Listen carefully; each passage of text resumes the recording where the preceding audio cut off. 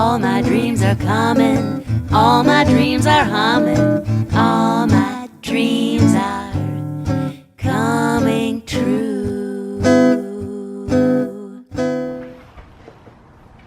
Hey guys, it's Sarah. It is Monday right now, and I am like literally gonna record this in like practical real time. Like I'm gonna record it and then like try not to edit it all and like stick it up on YouTube for you because I'm really passionate about something and I want to share it with you. It's based on something that I'm feeling right now, but it's a lesson that I've been learning and something that I've been implementing for the past few weeks, and I want to teach it to you while it is in my mind. So, okay. You hear me talk a lot about how important the power of positive language and love-based narrative is, and kind thoughts, and how important it is for our energy and for us to stay focused on love-based thoughts and not fear-based thoughts. Because we know that positive begets positive, negative begets negative. It's a whole cycle. Sometimes though, something happens and you're like, shit, it's up the creek without a paddle, and you are so deeply connected to your fear, you are feeling so crappy or anxious or nervous or scared or tied up in all the shit that could go wrong, that it's like pretty implausible for you to just kind of like have that miracle moment and make the shift from something more negative to something more positive. And just an FYI, that's kind of what they refer to it. That moment that you go from like a negative place to something more love-filled, they refer to that in A Course of Miracles as the miracle moment, that shift, right? And when we are deep in our negative spot, it can take a long time for that shift to happen. When we're feeling more balanced, we can usually tap into that quicker. So sometimes you're just like, fuck! Something goes wrong, something triggers you, and you are just in that spot of negativity. What do you do then? What do you do when positive talk alone isn't enough to help you switch it up? How do you move forward? I'm going to tell you now that it's a combination of three things. 1, 2, 3, 3 things. And I say this without any paint on my nails, which is so weird. I always like to have my nails done. Okay, so this comes directly from the Tony Robbins School of Thought. It was something that we learned a couple of weekends ago, and ever since then, I have like been basking in the glory of how amazing this is and how helpful this is. I have used this technique several times, and I realize that there are moments that I've done this and I didn't even realize that I was doing it. So here's what you need to know. What you need to know is that human beings attach meaning to things. We attach value to things with 3 ways. Let me rephrase that. There are 3 ways that we attach value and meaning to things. The first is in what we focus on. We give something meaning by deciding what to focus on. Are we gonna focus on the good stuff? Are we gonna focus on the bad stuff? Or, are we gonna focus on the colors or the possibilities or the things that are holding us back? We give meaning by choosing what to focus on. The second way we give something meaning is by using words. The words that we choose when we think about something or we talk about something give value and meaning to it. So imagine if I told you like, yeah, I met a guy, he was cool. What I'm really saying there versus what I say, yeah, I met a guy and he made me feel so complete. Right? See, I'm telling you 2 different values and I'm giving 2 different meanings based on the words that I'm showing you. So we got what we choose to focus on, and we got words that we use to describe something. The third way, just gave you the bird. 1, 2. The third way that we give something meaning is by how our physical energy embodies it, how we use our body, what our physical energy is doing. So I want you to think about a time in your life recently that you may have been feeling craptastic. And what was happening with your body when that happened? Were you hunched over? Were you laying on the couch or in the bed stuck? Were you in a ball? Were you tightly wound up? Was your jaw hurting? Was your head hurting? Like, what were you feeling in your body? Because there's a really good chance that your body was synced up and mimicking how you were feeling. Your body was a representation of how you were feeling. So, just to recap, we've got 3 things: what we focus on, the words that we use, and what is going on with our body. I bet you know what's coming now.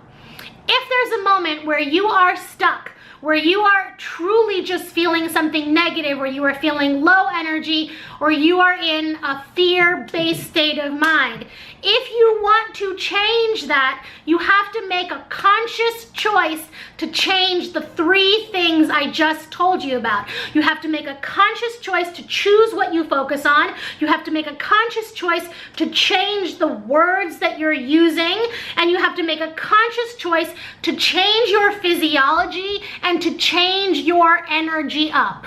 Now, all those things are not going to happen naturally. You have to choose to do them. So when you hear me say happiness is a choice we make again and again and again, or positive thinking is a choice we make again and again and again, this is a great example of that. You can't stop things from bothering you. You can't stop things from coming your way.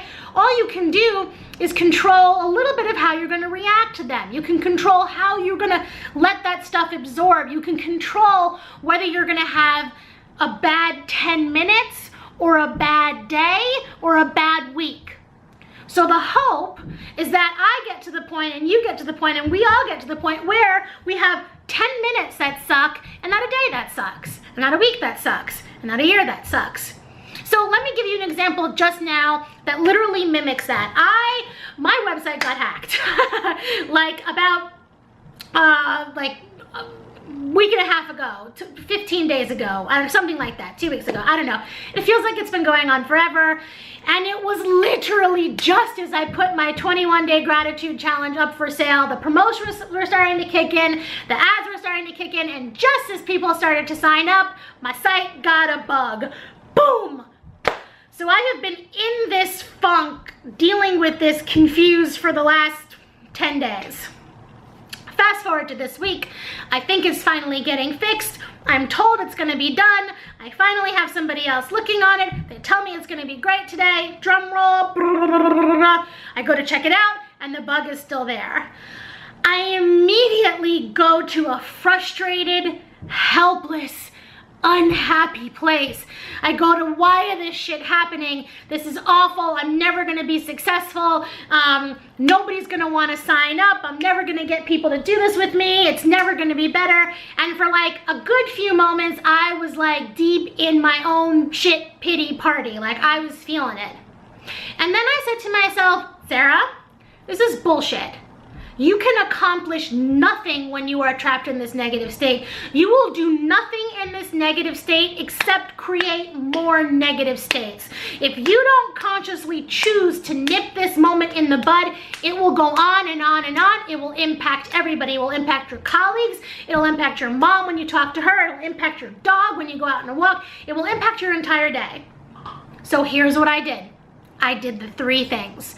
First, I made a choice of what I was going to choose to focus on. I could choose to focus on all the things that were going wrong and the problems and all the negative things, but instead I said, okay, Sarah, let us consciously choose to figure out a second way to deal with this. Let us consciously choose to figure out what is really important here and focus on the long run, and let us consciously choose not to focus on the shit that's going wrong. Doesn't change that it's going wrong. I'm just not gonna fuel that and pour lighter fluid on it. Instead, I'm gonna light the fuck up on some positivity and some shit that I can actually do right now. Second, right along with that, I'm going to choose the words that I'm using to talk about it. So rather than using these negative, anxious, heavy words like this is awful, I'm a failure, this sucks, I'm consciously choosing to use kinder words and saying, yeah, this is not great, it's not optimal, but it'll work out in the long run. Yeah, it sucks and I get it, I appreciate it, it sucks, I feel it sucks, I know it sucks, but it's going to be okay. I consciously had to choose that. And then here's the kicker. Here's the most powerful thing at all. Number 3, what I choose to do with my body and the environment that I was in at that moment. The minute that happens, the minute that I made it through my focus, my words, I said it is time to shift this shit up. I turned my radio on, I put my Bluetooth on, I put on some Ed Sheeran, I put on some Fantasia, and I lit this apartment up with positive sound. And then I stepped away from the desk, I stepped away from the computer, and I took a shower. I opened the screen doors, I got some fresh air in, I put the fan on, I jumped in the shower, I washed my hair, I changed my clothes, and by the time I came out, I was ready for a fresh fucking start. And now I'm here talking to you. A half an hour ago, I was feeling crappy, I was feeling dead end. Now I'm feeling energized, now I'm feeling pumped, and now in my heart and in my head, honest to God, I am looking for a way to take this crappy situation and turn it into something awesome, and I'm doing it by talking to you now. And I'm gonna keep doing it other ways too. But I wanted to take this and share it with you in a practical way. So if you are feeling stuck, if you are feeling like you are in a negative, craptastic state of mind, if you are feeling trapped in your anxiety or your pain or whatever negative that you're feeling right now, I challenge you to do something different. I challenge you to be in charge of your energy. I challenge you to know that you are worthy of feeling peaceful and that you have enough love in your brain, in your words, in your heart, in your body to change that shit up and to turn a negative moment into an energized one. So, let me know what you think. Will you try it? Do you have any questions? Chime in below. Tell me what you're thinking. Okay, guys, love you. Bye.